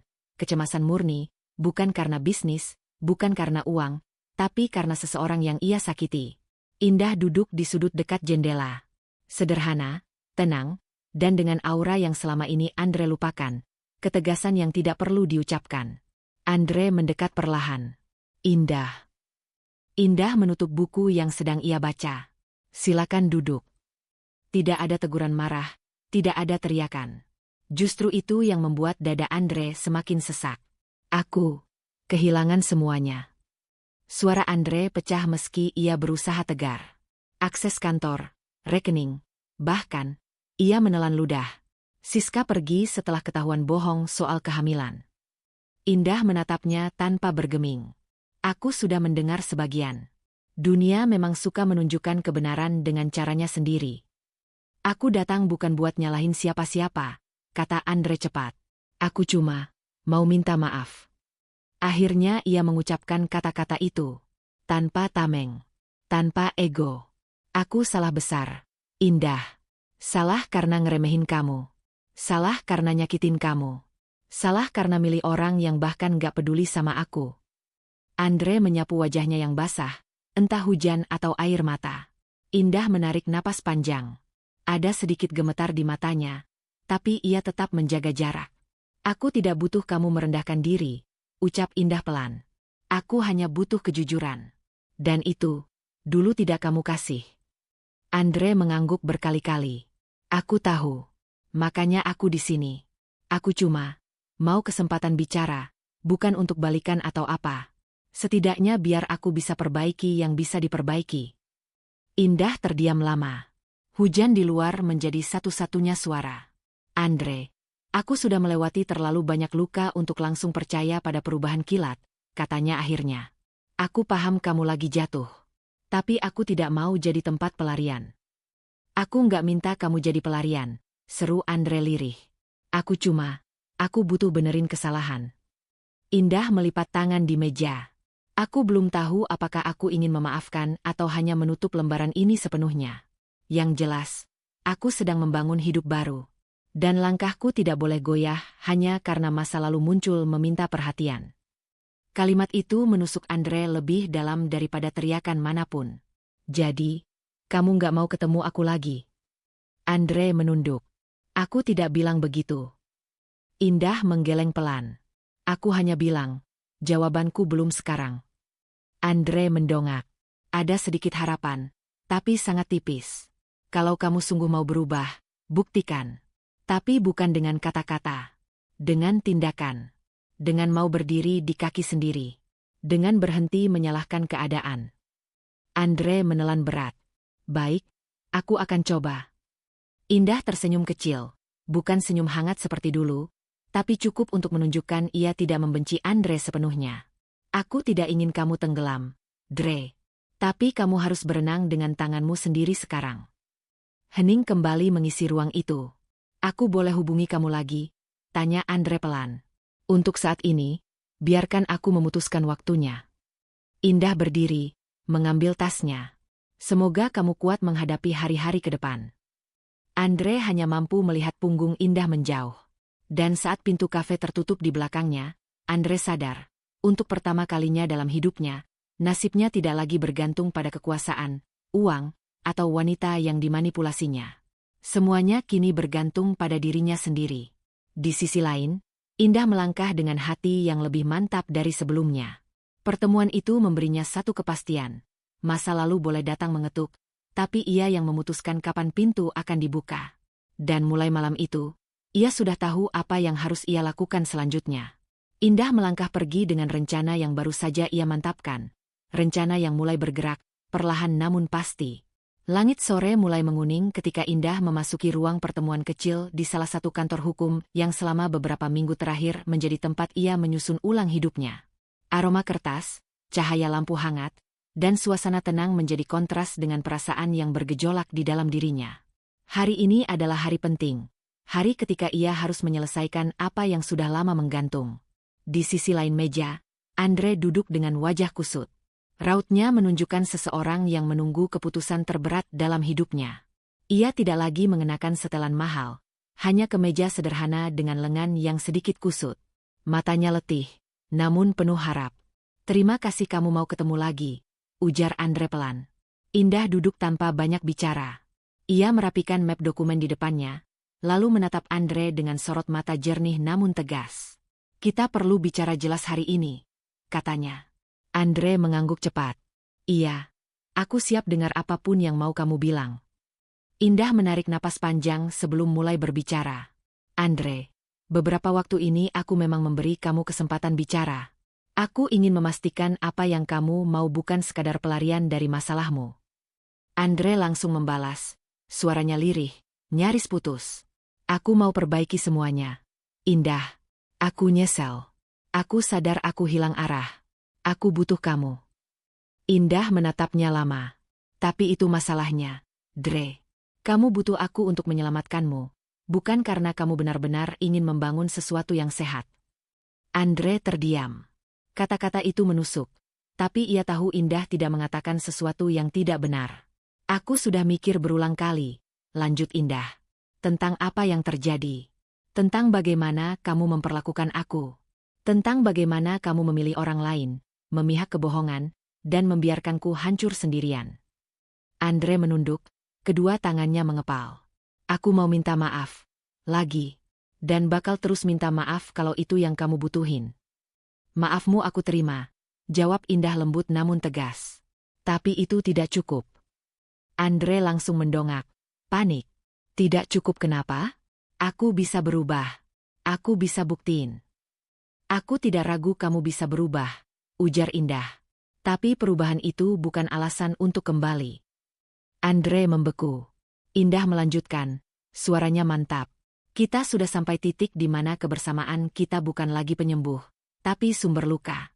Aku tidak mau memulai sebuah hubungan yang retak dengan pondasi yang sudah hancur. Jadi, kamu benar-benar mau mengakhiri semuanya. Andre berusaha menahan getaran suaranya. Indah mengangguk. Iya, Andre. Aku sudah memutuskan. Andre mencengkeram kepalanya. Frustrasi. Indah, tolong. Setidaknya kasih aku satu kesempatan lagi. Satu saja. Aku berjanji. Tidak, Andre. Indah memotong dengan suara yang tidak keras, tetapi menghentikan seluruh ruangan. Ini penolakanku yang terakhir. Andre memandangnya dengan mata memerah. Kenapa kamu sekeras itu? Apa aku tidak pantas dimaafkan? Kamu pantas dimaafkan, jawab Indah cepat. Tapi tidak semua orang yang kita maafkan harus kembali menjadi bagian hidup kita. Hening menyelimuti meja lebar itu. Andre tampak bingung, terluka, tapi juga perlahan mulai menerima kenyataan. Aku sudah berjuang keras untuk keluar dari kubangan luka yang kamu buat, kata Indah. Dan sekarang, ketika aku akhirnya bisa bernapas lagi, aku tidak mau kembali ke tempat yang sama. Andre menggigit bibirnya, mencoba menahan emosi. Kalau aku bilang aku benar-benar sayang kamu, apa itu nggak cukup? Indah menatapnya, kali ini dengan sedikit kelembutan. Cinta tanpa tanggung jawab cuma jadi racun, Dre. Dan aku sudah merasakan racunnya terlalu lama. Andre kembali menunduk. Napasnya berat, dadanya naik turun cepat. Jadi, kamu beneran gak bakal kembali sama aku? Indah menggeleng pelan. Tidak. Kalimat itu jatuh seperti batu besar. Dalam beberapa detik, Andre terlihat seperti seseorang yang kehilangan arah lagi. Tapi kali ini, ia tidak meledak, tidak memohon berlebihan, tidak menyalahkan siapapun. Ia hanya duduk diam, menelan kenyataan pahit. Aku harus terima ya. Suaranya patah. Harus, jawab Indah. Untuk kebaikanmu juga. Kamu harus belajar berdiri sendiri, bukan bergantung pada siapapun, termasuk aku.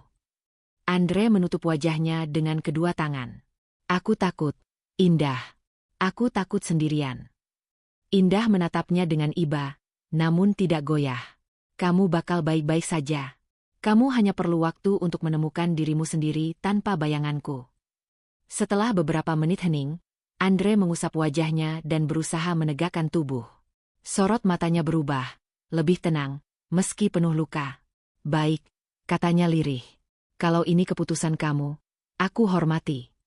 Indah membuka map dan mengeluarkan beberapa lembar dokumen. Aku sudah siapkan semuanya, katanya. Ini, pengajuan cerai. Kita tinggal tanda tangan. Setelah itu prosesnya berjalan. Andre memandangi kertas itu lama. Sangat lama. Seolah-olah itu adalah pintu terakhir menuju kenangan yang tidak akan pernah kembali. Dengan tangan yang bergetar namun akhirnya pasrah, ia mengambil pulpen. Ia menatap Indah satu kali lagi. Terima kasih, karena pernah jadi rumah buat aku. Indah tersenyum tipis. Dan terima kasih karena kamu akhirnya membiarkanku pergi. Pulpen itu bergerak perlahan. Satu tanda tangan. Garis panjang. Titik. Selesai. Andre meletakkan pulpen dan menutup mata sejenak, seakan merelakan seluruh masa lalu menghilang bersama napas yang ia hembuskan. Indah mengambil dokumen itu, merapikannya, lalu berdiri. Mulai saat ini, kita melangkah di jalan masing-masing. Andre hanya mengangguk. Tidak ada lagi permohonan. Tidak ada lagi harapan kosong.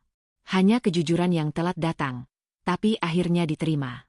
Indah melangkah keluar ruangan dengan hati yang lebih ringan, sementara Andre duduk diam, merasakan keheningan yang berbeda, keheningan sebuah akhir yang akhirnya ia terima.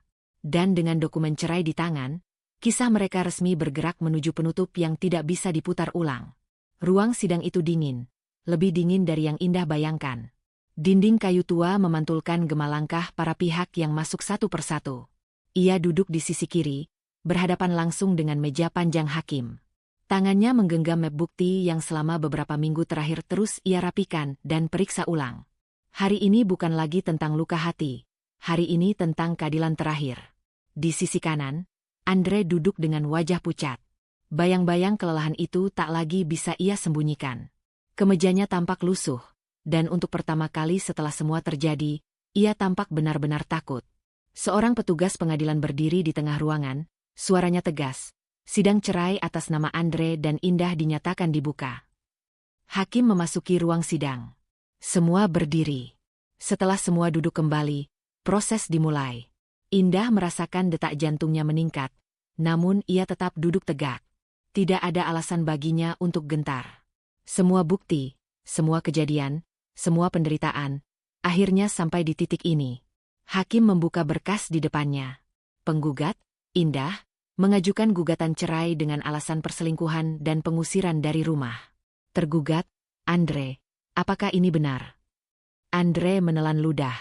Yang mulia, saya. Suaranya goyah. Hakim menatap tajam. Silakan jawab dengan jelas. Andre menunduk, suara kecil keluar. Benar, yang mulia. Indah menutup mata sebentar.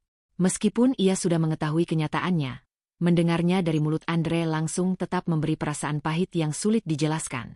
Hakim mengangguk. Baik, penggugat, Silakan ajukan bukti. Indah membuka mapnya. Tangannya tidak bergetar. Ia sudah mempersiapkan diri untuk ini.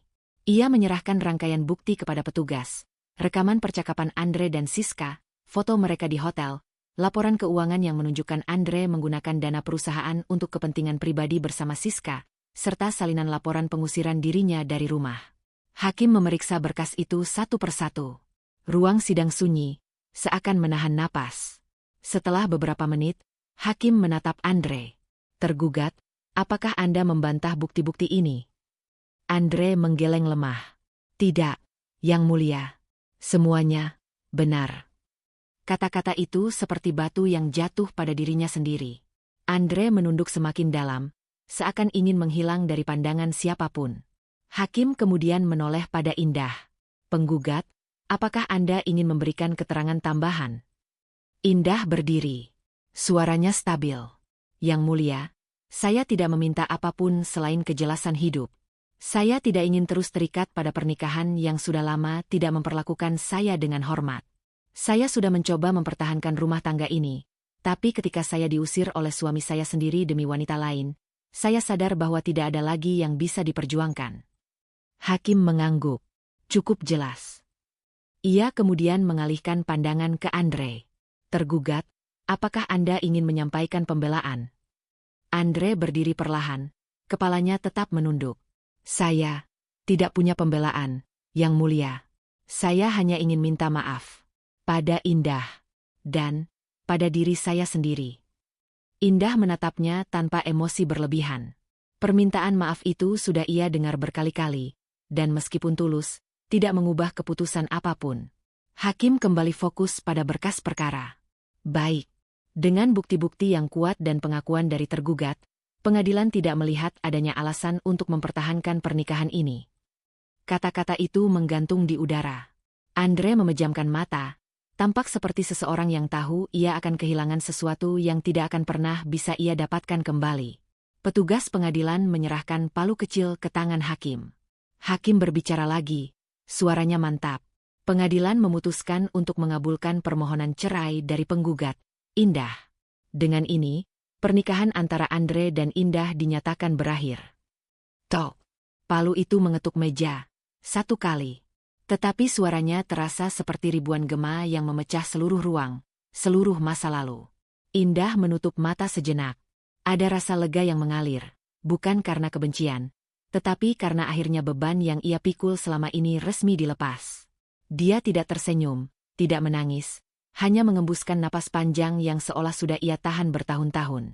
Andre, sebaliknya, tampak seperti roboh dari dalam.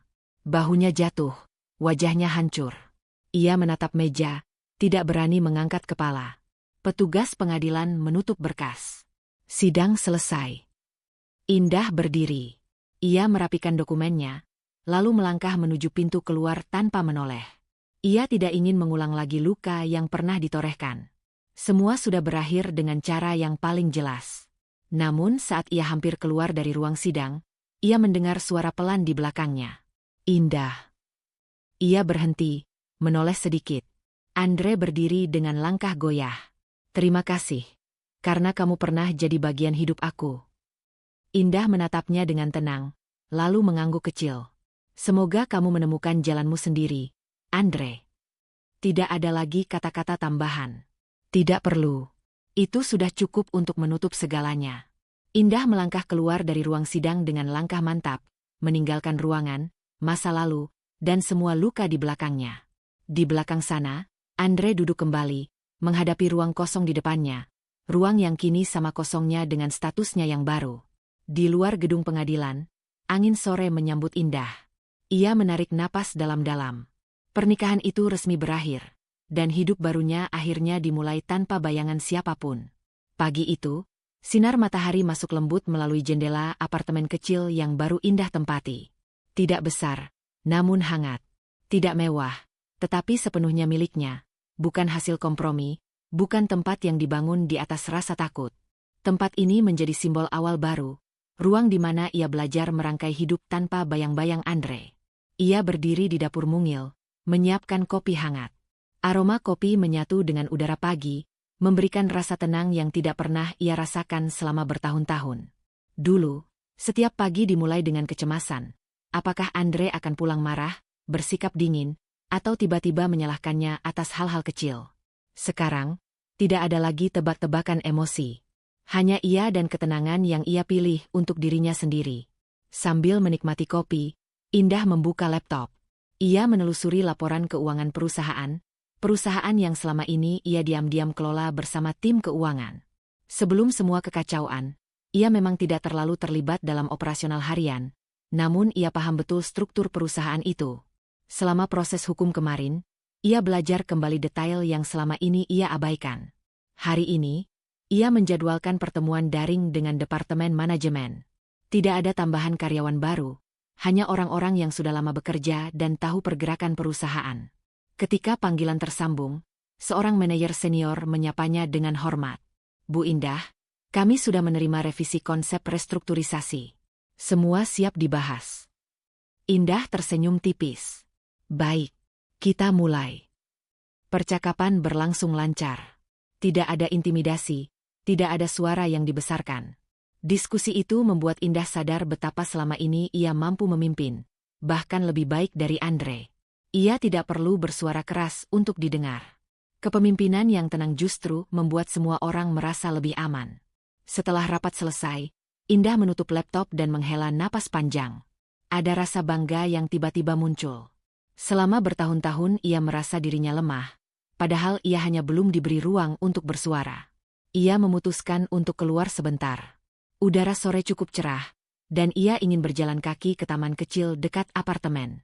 Sesampainya di sana, ia duduk di bangku kayu yang menghadap kolam buatan. Di sekitar, beberapa anak kecil berlari-lari, orang dewasa bercengkerama, dan angin bertiup lembut. Suasana damai itu terasa seperti obat untuk hati yang lama dihantam badai. Indah membuka buku catatan yang ia bawa. Ia menulis beberapa rencana jangka panjang. Membangun divisi baru di perusahaan. Mengambil kursus manajemen lanjutan. Merenovasi apartemen sedikit demi sedikit. Belajar menikmati hidup tanpa rasa bersalah. Beberapa bulan lalu, menulis hal-hal seperti ini terasa mustahil. Ia hanya berpikir tentang cara bertahan, bukan cara berkembang. Saat tenggelam dalam catatan itu, ponselnya berbunyi. Sebuah pesan dari manajer keuangan berbunyi. Bu Indah, semua proses finalisasi aset sudah selesai. Selamat. Mulai hari ini, semuanya resmi berada dalam kendali Anda sepenuhnya. Indah menatap layar ponsel itu lama. Bukan karena status kepemilikan membuatnya merasa lebih hebat, tetapi karena ia sadar, semua yang Andre banggakan dulu hanyalah singgasana semu. Ia yang selama ini memainkan peran penyeimbang, penjaga agar semuanya tetap berjalan. Dan kini, ia bisa menjalankannya dengan arah yang benar. Ia membalas singkat. Baik, terima kasih. Lalu ia kembali memandang kolam. Air berkilau memantulkan sinar matahari sore yang mulai turun. Hatinya terasa lebih ringan dari sebelumnya. Tiba-tiba kenangan tentang sidang kemarin melintas. Tatapan Andre yang kosong setelah palu diketuk. Kata-kata terakhirnya. Terima kasih karena pernah jadi bagian hidup aku. Itu bukan kalimat yang membuatnya lemah. Justru memberikan titik akhir yang rapi, tanpa dendam, tanpa penyesalan. Indah mengembuskan napas. Sudah selesai. Masa lalunya tidak lagi memiliki cengkeraman. Ia menutup buku catatannya dan berdiri. Saat hendak pergi, seorang karyawan senior yang tadi ikut rapat, kebetulan lewat di taman, mengangguk ramah kepadanya. Bu Indah, semuanya tampak berjalan bagus. Senang melihat Anda kembali memimpin, katanya singkat. Indah tersenyum, hangat namun tidak berlebihan. Terima kasih. Saya juga merasa akhirnya bisa melihat dunia dengan cara baru. Karyawan itu pamit, dan Indah melanjutkan langkahnya pulang. Setiap langkah terasa ringan, seakan trotoar pun ikut memberi jalan lapang bagi masa depannya. Di rumah, ia menyalakan lilin aromaterapi dan membuka jendela. Embusan angin membawa harum bunga dari luar. Ia duduk di sofa, menyalakan musik lembut, dan membiarkan dirinya tenggelam dalam keheningan yang nyaman. Tidak ada lagi suara pintu dibanting. Tidak ada lagi tudingan atau omelan.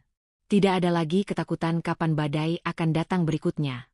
Di ruang sederhana itu, Indah menemukan kebahagiaan yang tidak pernah ia bayangkan. Kemudian, ia menatap bayangannya di kaca. Wajahnya tampak lebih segar, matanya lebih jernih. Kamu sudah melewati badai, bisiknya pada diri sendiri. Sekarang waktunya membangun hidup dengan tanganmu sendiri. Ia tersenyum. Senyum yang tidak dibuat-buat. Malam itu, sebelum tidur, ia menuliskan satu kalimat kecil di halaman terakhir buku catatan. Aku tidak hanya selamat, aku tumbuh. Dan kalimat itu menjadi cermin masa depannya. Masa depan yang kini terbuka lebar, penuh kemungkinan, penuh cahaya yang selama ini tertutup kabut. Jalan baru indah telah benar-benar dimulai, dan untuk pertama kalinya, ia melangkah tanpa beban. Hujan turun sejak pagi, membasahi pinggir kota dan mengguyur atap kos sederhana tempat Andre kini tinggal. Bukan apartemen mewah, bukan rumah besar yang dulu selalu ia banggakan, hanya kamar kecil dengan tembok tipis dan jendela yang kadang macet saat dibuka. Ia duduk di tepi ranjang sempit, menatap hujan yang turun tanpa henti. Sudah seminggu sejak sidang cerai. Dan sejak hari itu, hidupnya seolah kehilangan warna. Di meja kecil dekat ranjang, tumpukan surat peringatan dari perusahaan menunggu diselesaikan.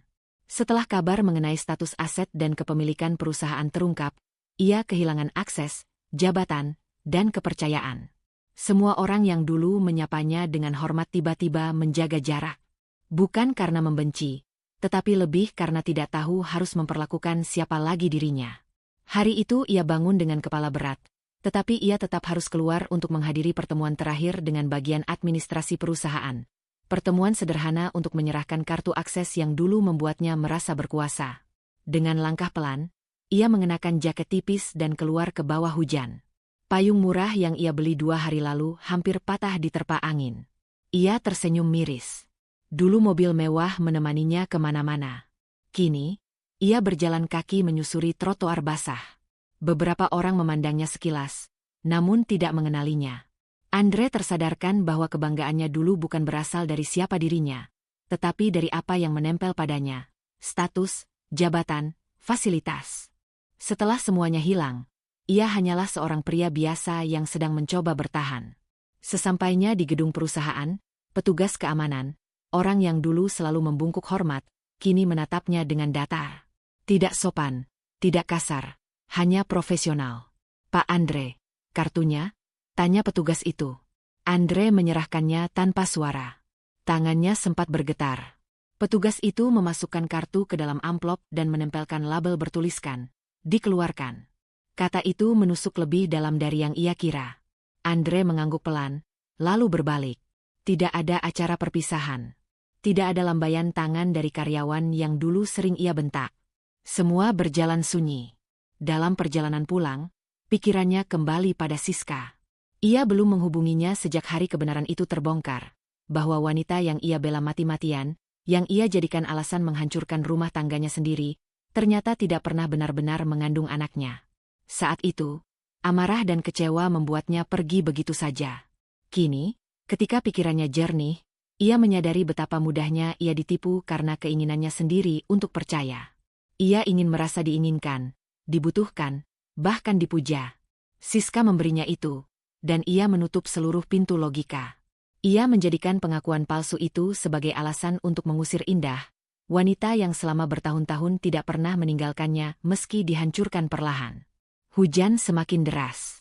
Andre berhenti di bawah pohon rindang, menatap air yang jatuh deras dari ujung dedaunan. Semua ini salahku, gumamnya pada diri sendiri. Tidak ada gunanya menyalahkan Siska, apalagi keadaan. Semua langkah keliru datang dari dirinya. Dialah yang membuka pintu kehancuran itu sendiri. Ia berjalan lagi hingga menemukan bangku kosong di sebuah taman kecil. Tempat itu sepi karena hujan. Andre duduk, membiarkan jaketnya basah. Rasanya lebih baik daripada harus menghadapi keheningan kamar kos. Ia menatap telapak tangannya. Dulu tangan itu dipakai menandatangani banyak keputusan penting. Sekarang, hanya ada ruang kosong tanpa tujuan. Kenapa aku bodoh sekali?